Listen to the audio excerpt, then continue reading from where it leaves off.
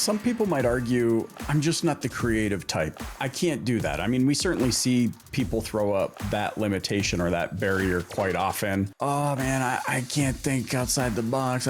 What's your response to people who say, I hear you, man, but I'm not the creative type? Yeah, I think we're all creative. So I think it's in our DNA. We were born with it. I think what happened, Michael, is that we kind of let go of it over the years. And for whatever reason, we've fell in love with numbers and analytics. And we're forever wondering why our dealership ain't doing as good as we think it should.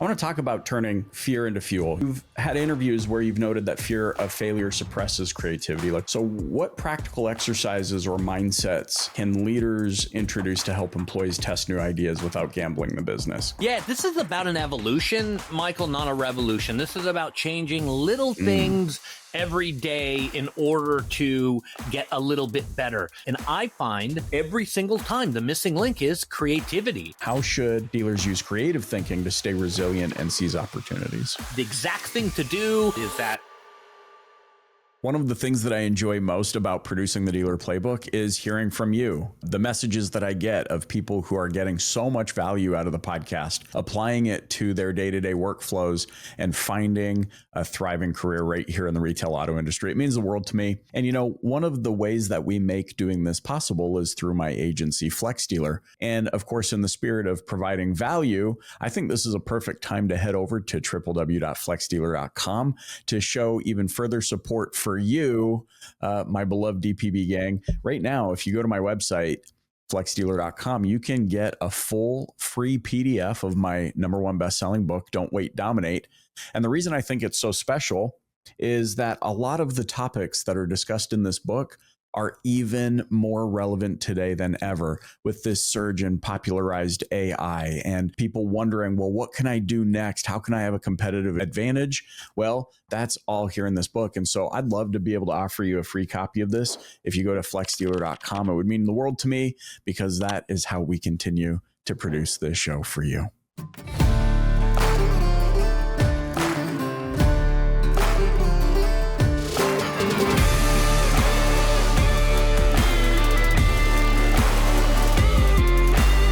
Nir Bashan is a world-renowned creativity expert and the founder and CEO of the Creator Mindset LLC, where he teaches leaders and employees to unlock creativity as a practical business tool. A former advertising and entertainment executive, his work has won a Clio Award and been nominated for an Emmy. He has taught graduate courses at the Art Center College of Design in Pasadena and undergraduate classes at UCLA. You might have heard of that place. Through his consulting and keynote work, he has shown companies such as AT&T, Microsoft, NFL Network, EA Sports, Suzuki, and JetBlue how to harness creativity to improve profitability and build more meaningful work environments. He has a new book coming out. You might remember him from our previous conversation, but he's got a new book coming out called The Solution Mindset, which is coming out on December 30th, and it is going to knock your socks off and set you up for a powerful 2026 at time of recording. Nir, my man, thanks so much for joining me on the Dealer Playbook. Thanks for having me again together on the podcast universe here. I mean, as someone who's written a book and helped ghostwrite another book, that's not an easy process. I want to just dig into this because, I mean, the amount of creativity alone that goes into writing a book. Bring me into the process. At what point did you realize I'm delusional and I want to write another book? Right? I like the suffering. It's time to write another book. Isn't that the question? Yeah. So basically, I've had a germ of an idea for a while. I wrote the Creator Mindset back in 2020. I think last one we talked during the pandemic, and that book did really well, sold a lot of copies, and people really enjoyed it. And I had an idea for another one where I strongly believe that creativity and innovation are the foremost tools that will elevate humanity worldwide. And I know that by watching the news and seeing what you see out there, one could get the impression that the world's going to hell, right? That everything's horrible and things are terrible. And I knew that was not the case, Michael. So the book idea was about looking at 10 different places all over the world, here in America too, where people are doing incredible creative things, lower pollution and heal the oceans and everything, like, reform jails, even got to reform jails. I mean, that's a big deal, to unemployment, solving unemployment issues, healthcare. And I identified people doing incredible things. And I wrote the book about these 10 amazing people. And that came together in like 7 months. Seriously, from the idea to, having a draft, the whole thing was very, very quick. And I had a really good team this time, Michael. I had a really good editor that I could use. And I was talking to her. I said, hey, this is my idea. She's like, love that. Hate those 3. Don't ever talk to me about this one. But this one, that's really good. That's your second chapter. And so it came together really fast. Right. When the first one took 7 years to write, this one took 7 months. Wow. Yeah. Isn't that crazy? That's kind of what... there's so much to unpack there for those that are listening, because it's like, well, the first time you do anything, it's going to take you longer, which is critical. I mean, our human nature, we want everything right now. We want immediacy. We want absoluteness. You putting in the reps of the first creative process builds wisdom, it builds experience, so that when you come around to do that process again, you have so much more clarity. And I think people really undervalue or overlook the power of clarity. 100%. And that clarity is earned, Michael. It's something that we need to earn it by going through the experience of doing it. And creativity and innovation are exactly the same thing. People think, oh, I get inspired once a week. I get an idea, but it's a practice. And the more you practice at it, the better you get at it. The more deliberate you get by using creative tools, the more that it comes to you, in terms of clarity of mission. And that clarity is like, man, it's critical. Yeah. I want to talk to you a little bit about being nominated for an Emmy and working in Hollywood. You've worked on movies and albums and big advertising campaigns, and obviously your work's won you a Clio Award. You've been nominated for an Emmy. I'm curious, how did you translate those Hollywood creativity skills into tools that any business, since we're talking about car dealers, that a car dealership could use in their business? So I think the nature of the dealership in general has completely changed, right? The business is not what it used to be, 10, 15, 20 years ago. It is completely changed. And so the skills that I learned in Hollywood working in advertising are direct parallels into the business world, because what I really learned is that change is inevitable, and being able to keep up with those changes is incredibly important. So what I really learned is that, the retail environment has completely changed. How dealers look at their inventory, their repair, their warranty work, and all of the things that encompass a traditional sort of dealership enterprise. All of those elements have to be looked at today in a creative and innovative way in order to be more successful. The tools of the past, the metrics of, we need to convert this customer or whatever. We need, those tools are no longer the case. I'll give you an example. So my new book's coming out. It's called The Solution Mindset. It's available everywhere you can buy books, Amazon, Target, Walmart. Just go get a copy. It's in pre-order now. It comes out December 30th. That book did its round at some of the AutoNation stores, then went to Porsche Card North America. I got a call from them saying, hey, we want to have you come in, and we're going to have a book party here at one of the local dealerships here in Orlando, at Porsche Orlando. And they said, hey, we want to do that as part of the community, part of an offering. And we're going to have a really great time. We're going to sign a lot of books, and it's going to be a celebration of creativity, innovation, precision, wonderful cars, and the culture that comes along with that particular brand, with Porsche. So, Michael, we need people to think a little bit differently about a traditional model that, hey, you know, this is just a dealership from this time to this time. And, you know, when we close, we close. It's about reinventing the space and reinventing the approach to the community. And those are incredibly creative and innovative things that are in dire need right now, not just at a couple of dealerships or whatever. They're in dire need of a systematic change within the retail relationship of the dealership. So if you ask what I've learned from advertising in Hollywood and film and doing all this stuff, it is that need to continually evolve in order to drag in that audience and that customer to the environment and to the store. Some people might argue, I'm just not the creative type. I can't do that. I mean, we certainly see people throw up that limitation or that barrier quite often. Oh man, I can't think outside the box. What's your response to people who say, I hear you, man, but I'm not the creative type? Yeah, I think we're all creative. So I think it's in our DNA. We were born with it. I found an amazing piece of recent research that's in the new book, The Solution Mindset.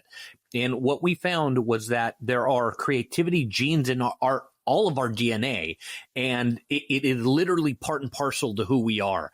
I think what happened, Michael, is that we kind of let go of it over the years. And for whatever reason, we've fell in love with numbers and analytics and all of that stuff.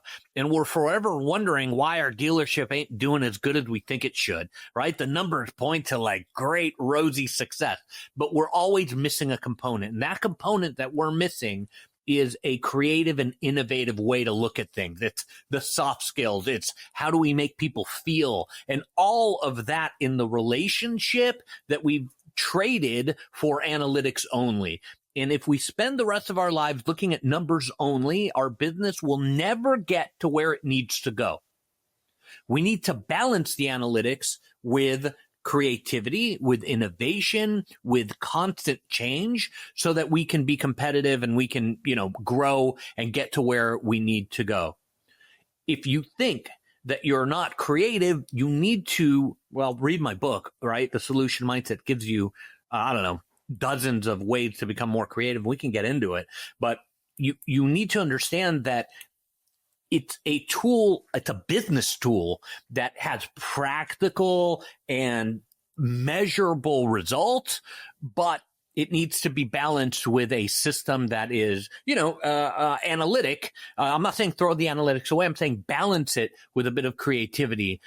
Everyone can be creative. Anybody can be creative. It's a practice. You can do it. Your audience can do it. The dealership network that you reach can do it. The employees can do it. It is really about wanting to do it, learning a few of the tools, and getting in there. Hey, does your marketing agency suck? Listen, before we hop back into this episode, I know you know me as the host of the Dealer Playbook, but did you also know that I'm the CEO of Flex Dealer, an agency that's helping dealers capture better quality leads from local SEO and hyper-targeted ads that convert? So if you want to sell more cars and finally have a partner that's in it with you that doesn't suck, visit flexdealer.com. Let's hop back into this episode. I love it. I love having conversations with anyone who can shift the paradigm, because I think, to your point, so many people are suppressed. So many people are suppressing themselves, predicated upon a fear that's not real. You know, the whole false expectations appearing real thing, and it's really sucky. Yeah, how many people are feeling limited by that? I mean, I have empathy for them because I know I've been there before. I want to talk about turning fear into fuel. You brought up analytics, this kind of analysis paralysis that can creep in because we are so focused on the data. And I think a qualifier here for anyone that's listening or watching, I mean, we are data guys just as much as anybody else. You have to be in marketing. Have to be. But I think there is a way to not get so deep into the data that you lose your human touch. So, you've had interviews where you've noted that fear of failure suppresses creativity, like we're talking about dealerships. are risk averse by nature.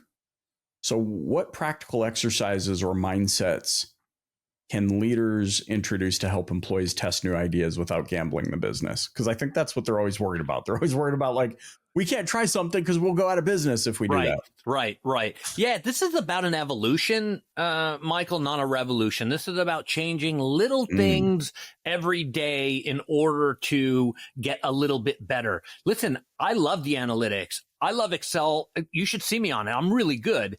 The point is not to throw away what has worked. The point is to augment and enhance what has worked to get you to the next level. And I find every single time the missing link is creativity. I work with financial services companies all the time, and the missing link almost always, especially in risk adverse environment, is adding a little bit, just spoon feeding a bit of creativity. I'll give you an example. Right. So our language is one of the most important things that we have. Right. And I did a ton of research on the English language.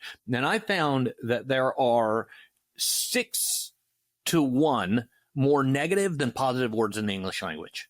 6 to 1. So for every amazing, there is bad, horrible, terrible, suck, crappy, the worst, on and on and on and on. And I did some research on languages all over the world, and we found something like 56 languages that we studied. We found that there's between a 4-to-1 ratio and a 12-to-1 ratio of negative to positive words in every language, Michael. Isn't that crazy? Wow. In every language, right? And I'm like, why is language so negative? And then how is this going to help me move cars and like get people into the sales department, into the repair department? And how is this, how am I going to sell parts and, whatever else that I need to do? Here's the thing, right? What if we were to get the staff together and we would say, guys, for the next hour, we are going to monitor every single word that we say. And instead of the usual, texting a vendor, hey, make sure the parts are here by 6 o'clock. Hi, Steven. Thank you for being such a trustworthy vendor of ours. Thank you for sending the parts over. We can't wait to see you at 3 o'clock. What if that were to happen, right? I'll tell you what would happen. Michael would show up and go, the hell you guys do? Like, why are you guys sending me these texts? Did something happen? Did somebody die? He's going to be like, and then, no, we're trying to get better at our communication. He's going to go, oh, this is wonderful. You guys, I have this extra part here that's been sitting around since last year. Do you guys want it? It's 20% off. Yes, we'll take the whole thing. You make opportunities by changing your language from negativity to positivity, right? How would that work with a customer? How would that work between employees?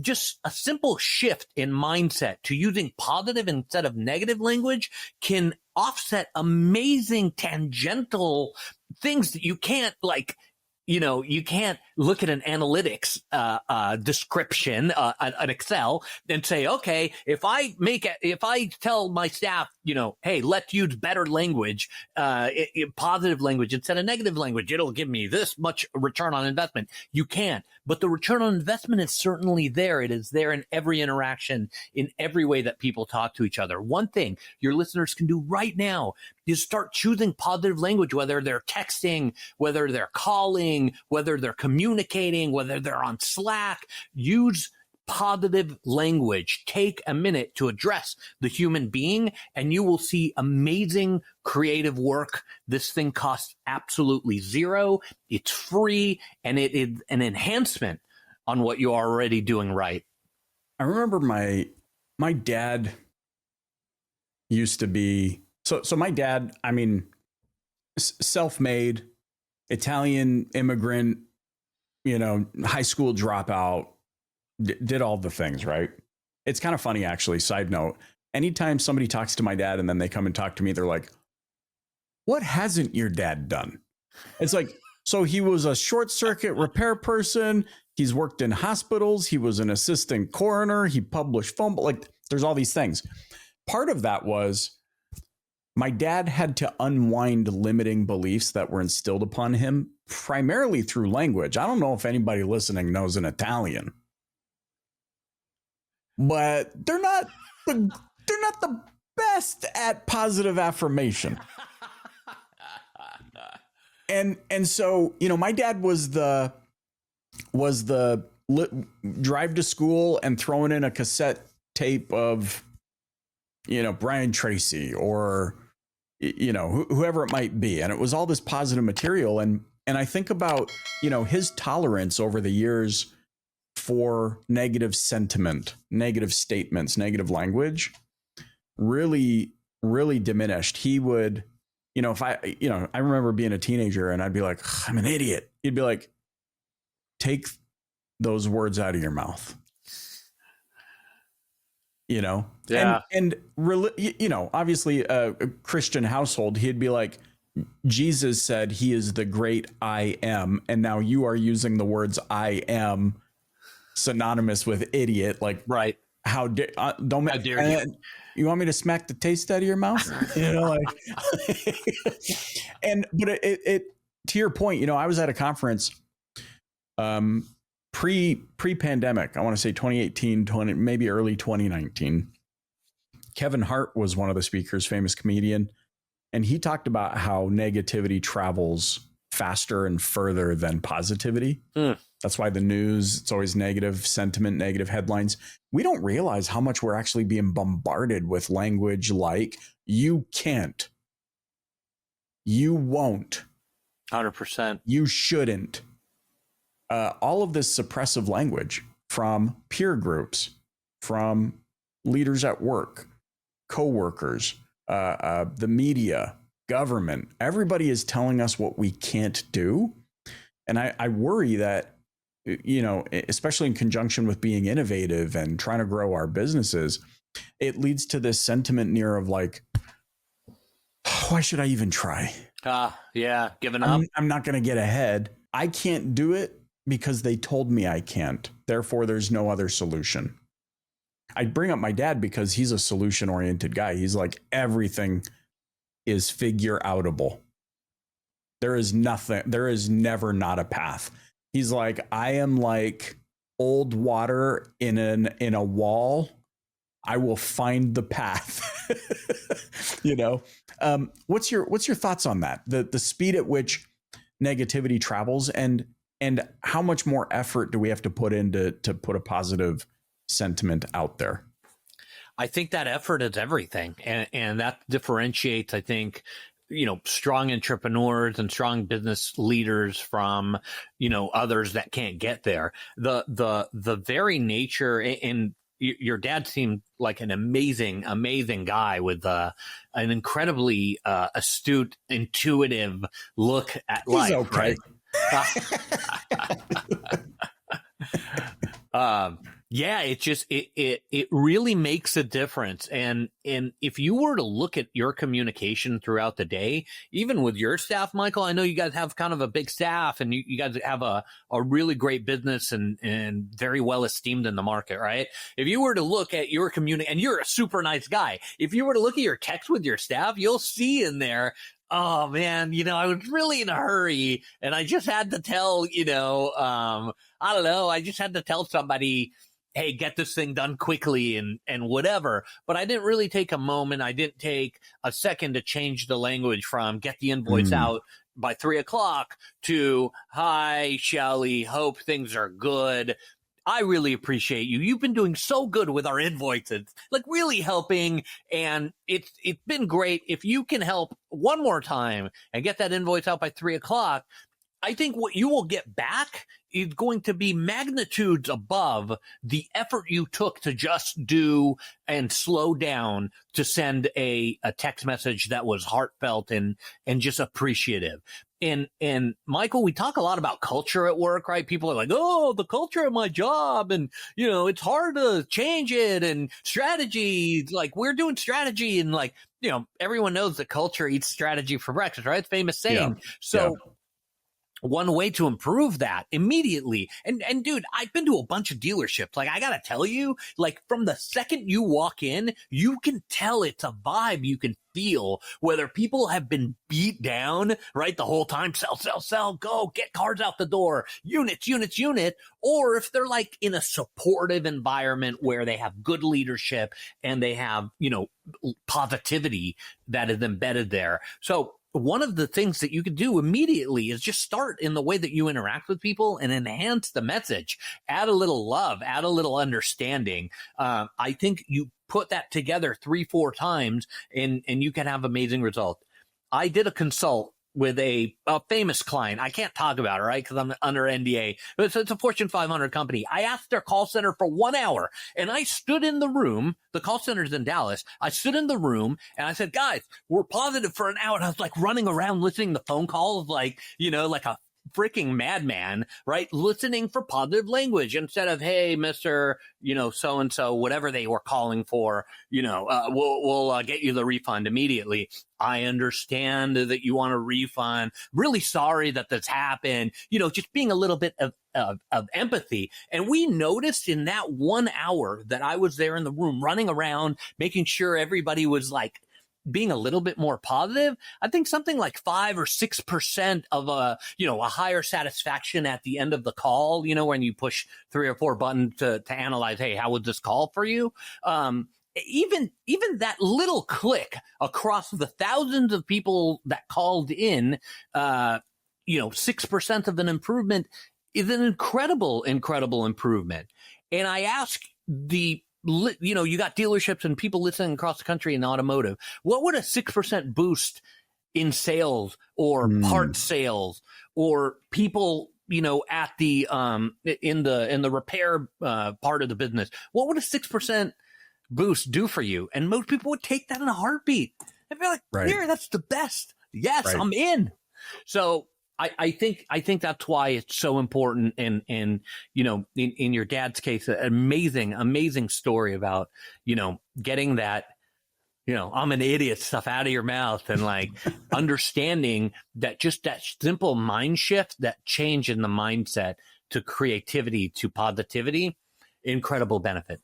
I love how you quantify it as well, because I think a lot of people struggle with it, especially, obviously the auto industry is no 501c3. Like, these are for-profit businesses. They financially contribute to the lives of hundreds and hundreds of people in their communities, so that the pressure is high. Sometimes we have trouble quantifying care. I love how you demonstrate, though, it can be quantified. Who would not, bend over to get a 6% increase? 6%. I mean, all of us would. And, poignant because nearly every dealership in the United States has a call center, a business development center with agents who are fielding all of these opportunities. And what you make me think of, man, is the best, most expensive marketing in the world won't make a difference if the people inside who are fielding the opportunities aren't willing to make a difference. 100%. And there's also, Michael, this shortness of like letting things work. It's incredible. Everyone wants something to work in 5 seconds or else they're out, right? If you sign up for a marketing plan and lead generate, whatever it is, give it some time. Like, it's not just, hey, I'm going to hit the button, go for it, and then stare at my computer and wait for the sales to come in. That's not how it works. Maybe it worked like that 20, 40 years ago, but it doesn't work like that anymore. You have to ask yourself, who are my partners? These aren't vendors and, hey, I'm keeping them at a shouldered length. These are your partners. And the more that you understand that the sales experience is a partnership of many different components that have to come together in order to bring that sale across the line, the better you are equipped to deal with the changes going on in 2025, 26, and for the next 10 years. What concerns me about what you just said is that it's 2025 at time of recording. And someone just perked up and said, wait, what? You can't do it that way anymore? Like, yeah. the number of people that are still sadly unaware that the way things used to happen is not the way today, Things are moving faster, which means we have to double down on the whole human connection piece, maybe quadruple down on it. I want to ask you this. as we start winding down. The auto industry in particular, I mean, every industry, but we're not talking about every industry here. The auto industry, it's like one thing after another. It was the pandemic with chip shortages and we don't know, and supply chain issues. And then it's a new regulation every week that these dealers need to be paying attention to. And now it's the EV credits gone, and there's dealers that have, probably purchased too many EVs and weren't all in. So they're not, what do I do with all of these? I'm losing money. They're getting hit by, I'll use the word strategically, crisis after crisis. You've observed that creativity helps businesses navigate crisis. We've talked about EV adoption. There's digital retailing, economic uncertainty, tariffs, all these things that are shaping post 2025 retail auto industry. How should dealers use creativity thinking or creative thinking to stay resilient and seize opportunities? So I believe that every crisis is an opportunity in disguise, right? And now is the time to get more creative and innovative. You have a bunch of EVs sitting on the lot because nobody wants them, right? I mean, that's kind of the case. And, what do we do with them? Now is the time to get incredibly creative and innovative and look at those things as opportunities to get to where you want to go. It's really about changing the mindset of looking at something as being a negative into a positive, of saying, okay, great, there's a bunch of EVs on the lot. This is a really good opportunity to do what? I don't know. Maybe it's rent them out. Maybe it's the, get people out of leases early. Maybe it's, I don't know. I could come up with a bunch of different ideas.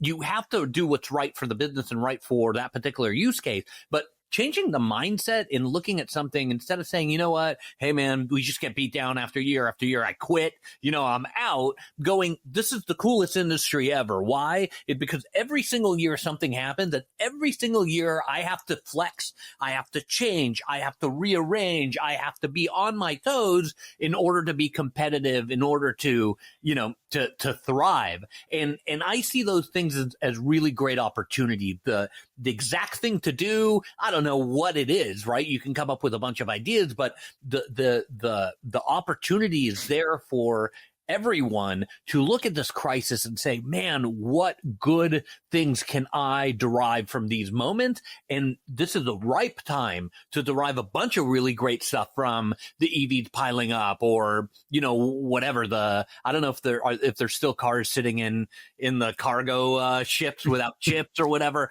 but right. All of those things are opportunities. Maybe it's, get a hold of the client. Maybe it's sending, some personal stuff between the salesman and the people waiting for their car. Every single opportunity or every single crisis is really an opportunity in hiding. Yeah. I mean, a buddy of mine is really good at this. His name's Glenn Lundy, definitely worth checking out. He has a group called 800% Club, and it's based off of when he was a general manager of a really small dealership, in the sticks in Kentucky. Over a 5-year period, he helped grow his dealership by 800%. And now he has this group. But, your point, I was thinking about him because he's kind of proven that that's the case. For example, there's chip shortages and vehicles locked up at the ports and we can't get new inventory and they're all being built. Guess what? You are now a used car dealer. Right. Like, make it happen.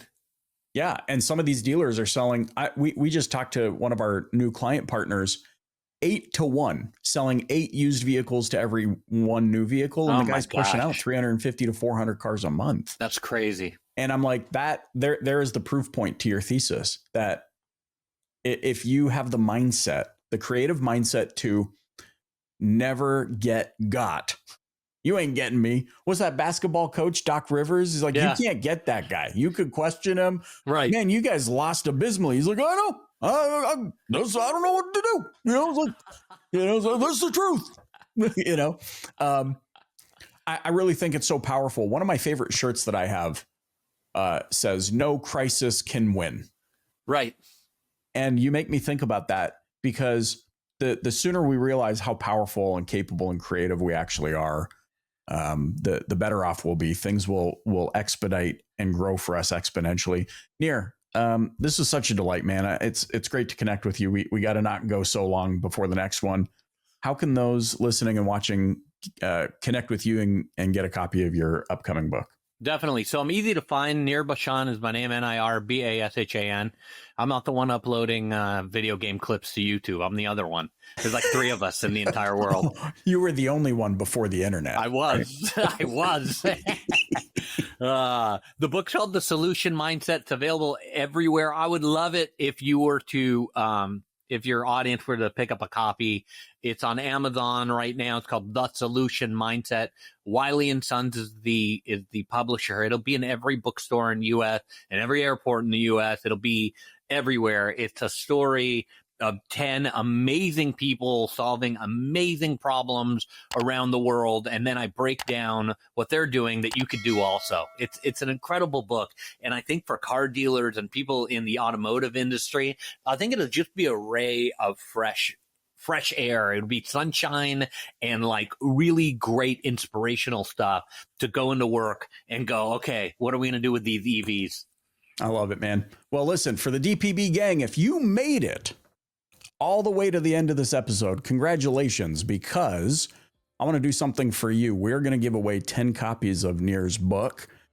All you have to do is leave an honest review on iTunes or Spotify, whichever your podcast app of choice.